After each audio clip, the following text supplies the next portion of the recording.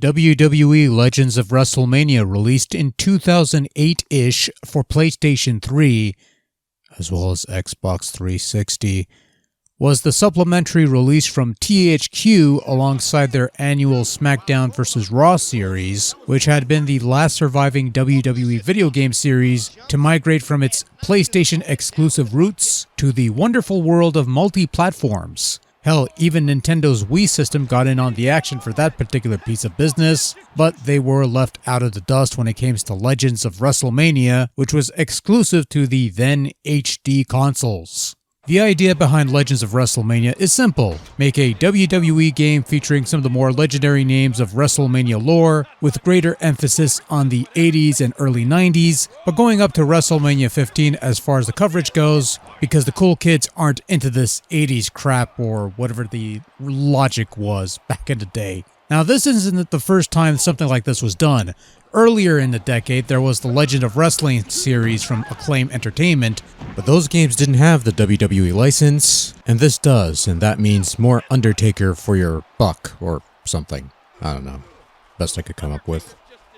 You have approximately 40 plus legends from yesteryear, your big time names like Hogan, Andre, Warrior, and whatnot, to your memorable mid-cards like Perfect, Valentine, Kamala, Rude, and what have you. For the overall theme of the most notable names in WrestleMania lore being represented, you have a fairly balanced collection of 80s WWF legends, with a somewhat notable omission from the ranks, as well as a couple not-so-80s big stars that seem tacked on for the sake of the cool kids, and a couple oddball choices that don't fit with the WrestleMania theme.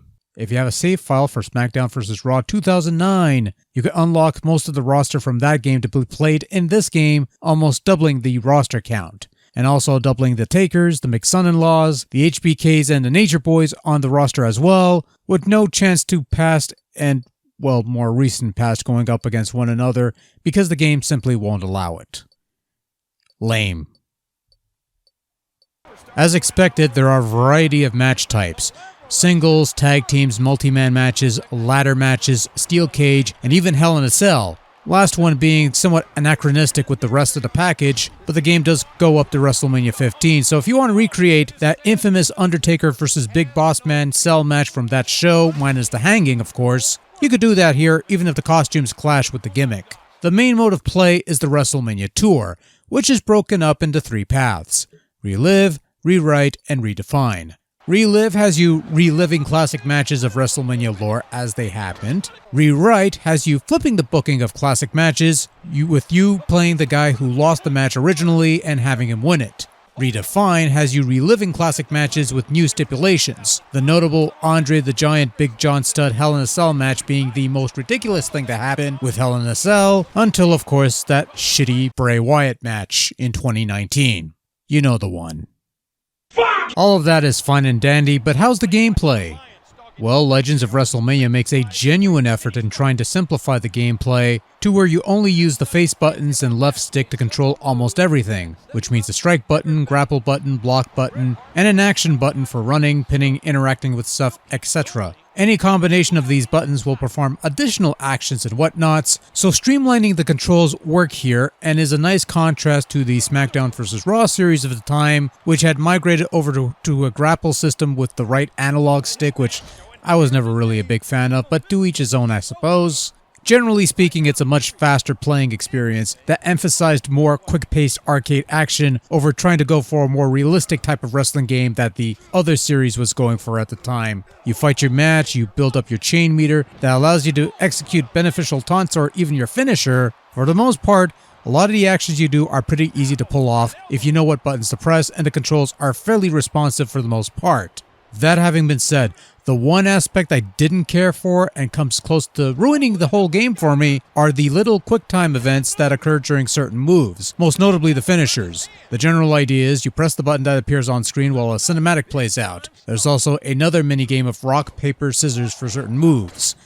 It's not only an unwelcome deterrent in an otherwise straightforward package, but a glaring anachronism in a game that is focused on revisiting the Federation years, as they call it, and then shoving this horrible modern mechanic down your throat.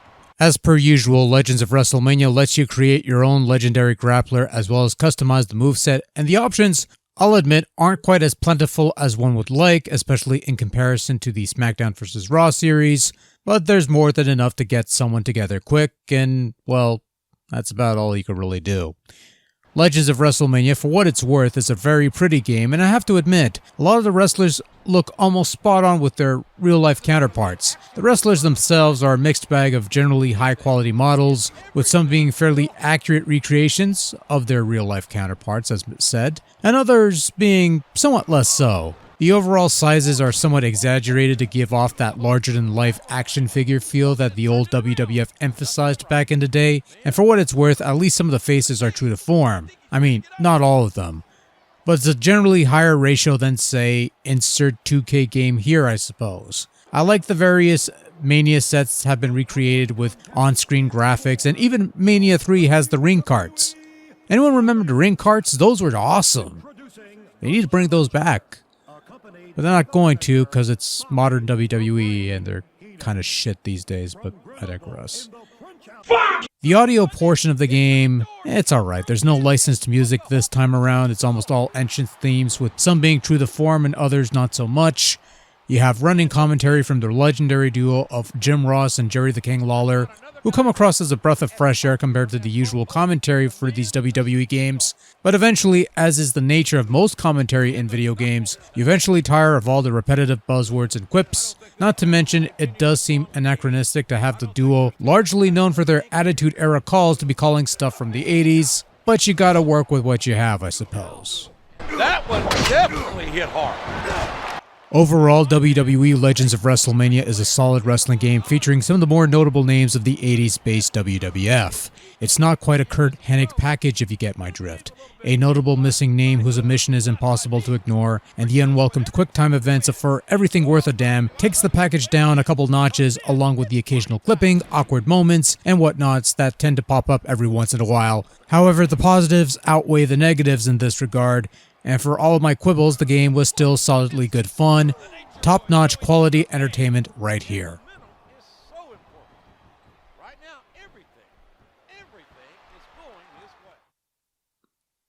So yeah, it's a good game, everyone. It's a good game.